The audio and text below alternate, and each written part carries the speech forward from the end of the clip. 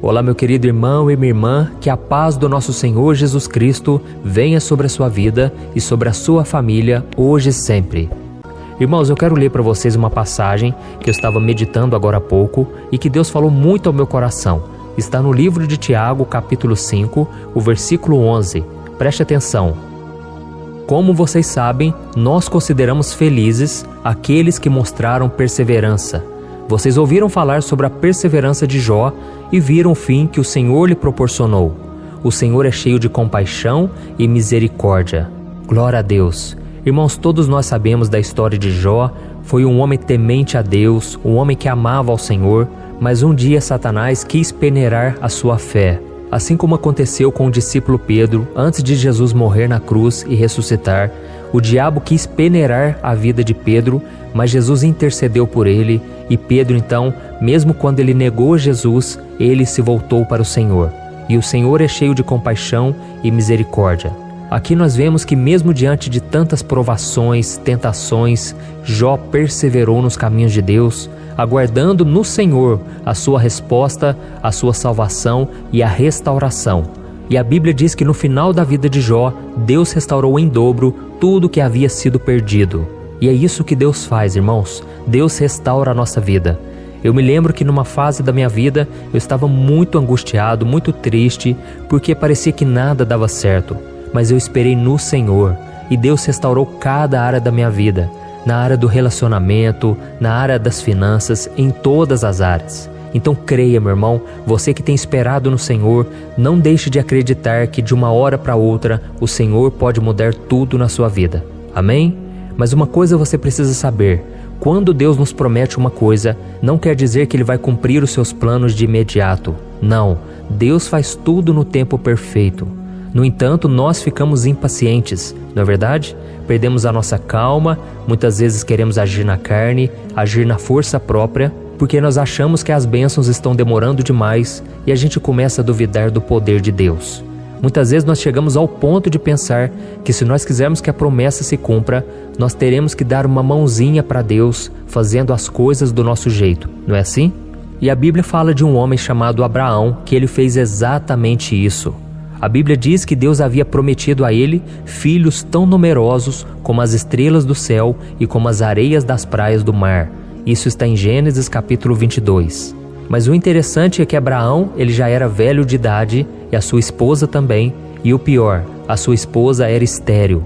Sara era sua mulher e ela não podia ter filhos. Mas Deus prometeu o impossível, que os filhos de Abraão seriam tão numerosos como as estrelas do céu e como as areias do mar. Mas Abraão estava cansado de esperar. O tempo foi passando. Uma coisa é quando você está sentindo a presença de Deus, você recebe aquela profecia, uma mensagem do céu, e aquilo enche o seu coração de fé. Mas quando o tempo vai passando, e a própria Bíblia diz que a esperança que se adia adoece o coração. Quando o tempo vai passando, o seu coração pode ficar doente, cansado de esperar. Então um dia, a esposa de Abraão, Sara, ela deu um conselho para ele. E ela disse: "Meu bem, eu não aguento mais esperar e você também não. Por que você não se deita com a minha serva, com a nossa empregada? Eu tenho certeza que ela vai poder gerar um filho para você." E Abraão então, seguindo aquele conselho, ele se deitou com uma mulher chamada Agar, que era serva da sua esposa, e dessa relação nasceu Ismael. E foi aí que os problemas da vida de Abraão começaram a surgir. A Bíblia diz que Deus amava Ismael e tinha grandes planos para ele, mas Abraão teve que deixá-lo ir embora, a fim de cumprir a vontade do Senhor, porque aquele menino não era o filho da promessa. O filho que Deus havia prometido a Abraão seria da relação dele com a sua esposa. Então foi uma das experiências mais dolorosas que aquele homem teve em toda a sua vida. A decisão de Abraão de apressar a promessa de Deus e as tristes consequências dessa escolha nos ensina 3 lições sobre a importância de sabermos esperar o tempo do Senhor, ok? E eu vou te dizer, a primeira lição é que você não pode deixar o inimigo colocar qualquer coisa na sua frente que pode fazer com que você não espere no Senhor. Ou seja, você começa a fazer por conta própria aquilo que aos seus olhos é o melhor. Aquilo que aos seus olhos vai ser mais rápido, vai ser um atalho. Tome muito cuidado com isso, tá bom? A segunda atitude que você deve tomar é ter cuidado com os conselhos que você recebe. Tem muita gente bem intencionada à sua volta, tem muita gente que dá conselhos bons, mas não é aquilo que o Senhor colocou no teu coração. Então, por mais que as intenções sejam boas, as consequências podem ser muito ruins, ok? E a terceira coisa que eu preciso te dizer é que se você conquistou algo com as próprias mãos e entendeu que agiu de forma errada, você vai sofrer por ter que abandonar isso. Abraão teve que deixar Ismael ir embora, e com certeza ele sofreu muito. Você também que talvez envolveu em um relacionamento que não era da vontade de Deus, e agora você tem que abrir mão disso, com certeza vai te trazer dor. Mas se observarmos a vida de Abraão, nós vamos perceber que foi exatamente isso que fez com que a promessa de Deus se cumprisse na vida dele. Quando ele abandonou Ismael, Deus abençoou também Ismael. Mas foi naquele momento que Deus liberou a bênção sobre Isaque, que era o filho da promessa. Da mesma forma, se você renunciar a algo por amor a Deus, por obediência ao Senhor, saiba que Ele vai cuidar de tudo. Se você tiver que romper com um namoro, um noivado, por fazer a vontade de Deus, saiba que Deus vai cuidar de você e vai cuidar da outra pessoa. Deus, Ele cuida de tudo, irmãos. Deus é perfeito. Por isso, se você obedecer ao Senhor e esperar o seu tempo, você vai ser recompensado por isso. Amém? E agora nós vamos fazer uma oração. Eu quero orar por você, você que precisava ouvir esta palavra. Mas antes eu quero ler uma passagem que está no livro de Jó, já que nós começamos falando de Jó nessa mensagem. A passagem está no livro de Jó, capítulo 5, o versículo 17 e o 18. Eu gosto muito dessa passagem. Diz assim: Como é feliz o homem a quem Deus corrige. Portanto, não despreze a disciplina do Todo-Poderoso, pois ele fere, mas dela vem tratar. Ele machuca, mas suas mãos também curam. Amém, irmãos? Deus, Ele permite a ferida, Deus, Ele permite a dor, o sofrimento, mas Deus é aquele que cura. Ele é o médico dos médicos e eu creio que o Senhor está aqui presente hoje. Deus, Ele quer tocar no teu coração, Ele quer renovar as tuas forças, curar suas feridas. Amém?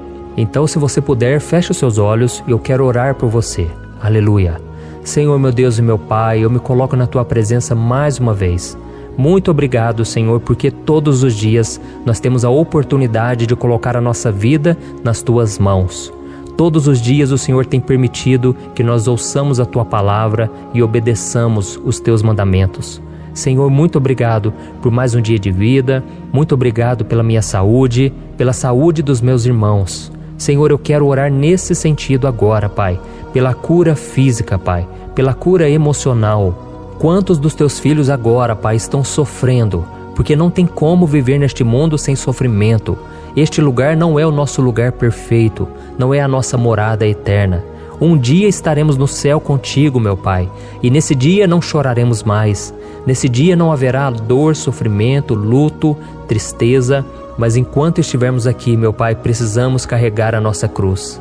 Por isso eu te peço, meu Pai, nos ajude a esperar no Senhor com perseverança. Assim como Jó suportou tantas provações, confiando no Senhor, eu te peço, meu Pai, nos capacite, nos dê força, Senhor. Oh Deus, essa pessoa que agora está chorando, está se derramando na Tua presença. Jesus, cura esse coração, Senhor. Enche esse coração com a fé, com uma fé sobrenatural. Mostra para ela, meu Pai, que aquilo que ainda ela não vê é maior do que a sua realidade de hoje. Senhor, nos tira, Pai, do fundo do poço. Quantas pessoas agora estão se sentindo mal porque têm se afastado do Senhor, têm cometido pecados. Senhor, que o nosso dia seja em santidade, em obediência. Nos ajude, meu Pai, a cumprir a Tua vontade aqui na terra. Nos ajude a sermos fiéis até o final.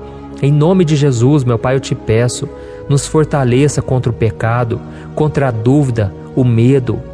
Senhor, quantas vezes queremos agir por conta própria? Quantas vezes queremos dar uma mãozinha para o Senhor, Deus, sendo que isso não é possível, porque é o Senhor quem controla tudo. O Senhor está no controle do nosso futuro, inclusive. Por isso eu te peço, meu Pai, nos dê visão de águia, Pai, que a gente venha enxergar além das montanhas, além das circunstâncias, Senhor. Assim como Jó, Pai, a Tua palavra diz que ele não pecou em nenhuma de suas palavras. Pai, que só saia dos nossos lábios louvor, adoração, gratidão. Pai, não deixa a gente ficar reclamando, a gente ser levado pelos problemas. Senhor, quantas vezes, Pai, nós duvidamos do Teu amor.